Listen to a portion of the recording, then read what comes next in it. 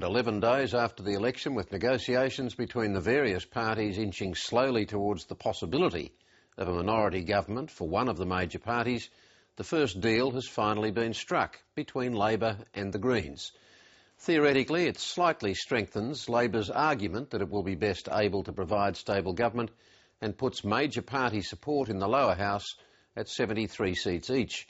But opposition leader Tony Abbott immediately slammed the deal and said the Greens would now hold Labor hostage. Under the agreement, as Prime Minister, Julia Gillard would establish a cross-party parliamentary climate change committee involving outside experts to investigate the best means of setting a price on carbon. It would probably spell the end to Labor's ill-conceived Citizens' Assembly.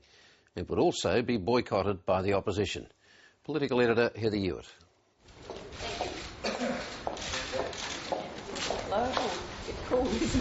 When life is pretty unpredictable these days on the political front, nothing like today's release of GDP figures for the caretaker government to boast about. Look, these are an outstanding set of figures, showing the economy grew by a surprisingly high 1.2% from the March to the June quarter. It's a strong outcome when you consider the shaky conditions that exist in countries like the United States and in Europe.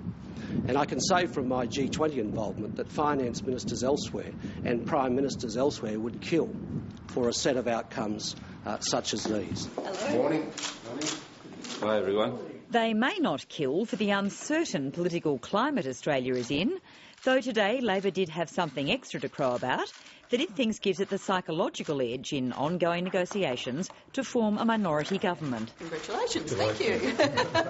I and Wayne Swan signed on behalf of the Australian Labor Party an agreement with the Australian Greens. I think the fact we were able to reach that agreement shows that we have worked in good faith and held good discussions, and that agreement would govern our arrangements with the Greens in the House of Representatives and in the Australian Senate. Included in the measures in this agreement, and I'll just give a short list of these, will be a referendum in the next period of government to recognise Indigenous people in our Constitution.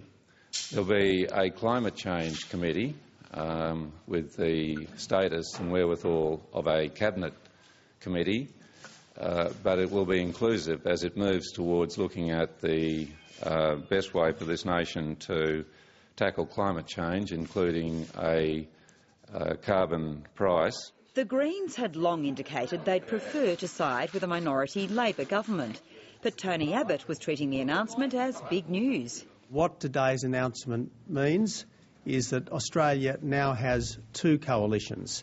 There is the Liberal National Coalition that people are familiar with. There is now the Labor-Green Coalition.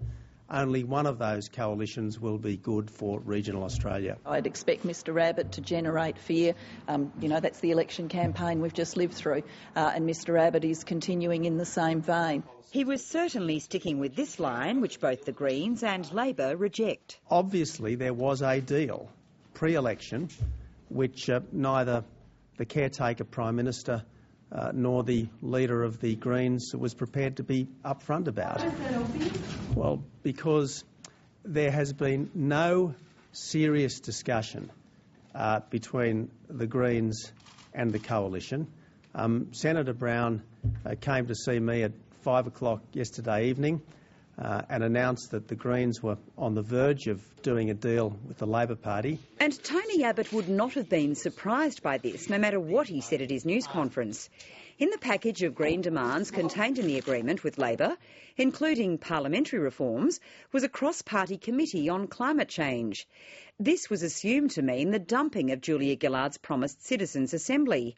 But at her news conference, she was still defending it. It was to be a mechanism to help with building community consensus, not the only mechanism, but a mechanism. With the circumstances of the Parliament now, obviously I have agreed with the Greens that we should have this multi-party inclusive process. I will pursue the idea of a Citizens' Assembly in that process, and we'll work it through. What do you actually think of this new climate committee idea, and will coalition members be able to sit on that committee? It was absolutely crystal clear from Bob Brown's press conference today that the purpose of this committee is to come up with an effective way of putting a price on carbon. So this is basically the carbon tax committee. We've had the election, but the election campaign itself seems to drag on with the same old warnings and slogans. That also goes for the campaign argument over policy costings. Today, the rural independents who are set to determine the shape of a minority government met Treasury head Ken Henry to go over the figures for both sides' policies. Labor wants them all made public, and now the coalition appears to be on the same page. It's my intention to ask the independents if the costings of government policies prepared at their request by Treasury and Finance can be released publicly. We want to be transparent. We believe those costings should be released publicly, and we will seek the agreement of the independents to do that. I would call on Mr Abbott to do the same. I am totally committed to being upfront and transparent with my costings, and we were upfront and transparent with our costings in the course of the election campaign. But the bulk of those costings weren't put to Treasury and are only there now because the independents demanded it. All will surely become clearer at some point, but as the process of forming minority government rolls on, there's still no sign it's about to happen in a hurry. When it does happen, there's also no guarantee it's going to work smoothly, and everyone involved is all too aware of this.